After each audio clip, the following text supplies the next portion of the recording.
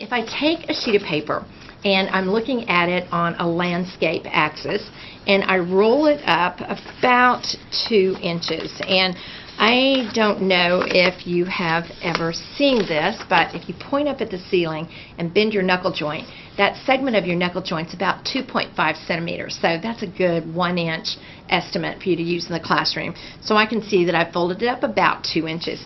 If I take this and fold this in half like a hamburger, this makes just a really quick pocketbook, but it's a miniature pocketbook.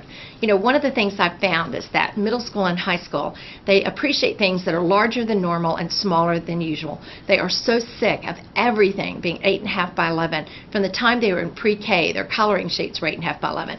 So this is just kind of a nice extension. Now, if I glue these on the ends, this has made a sealed pocketbook that things can fit inside, and it just so happens that those quarter sheets fit perfectly in this.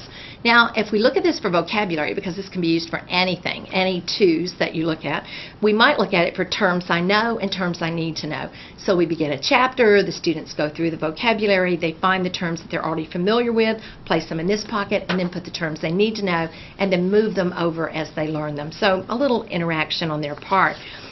But there's several things that I do that make things grow. It's just to kind of give it an extension. They see this in the beginning. Maybe this is the vocabulary for lesson 1, but then we come in and we do another one possibly for lesson 2, or maybe this was lesson 1, lesson 2, lesson 3, lesson 4. We can literally put these together, but if you put them side by side, I guarantee you they will never forget it. So that's how I get them to remember it. So we have 1, 2, 3, 4 pockets.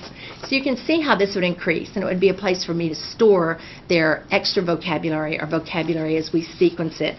And of course, there could have been another one placed to the beginning or the ending.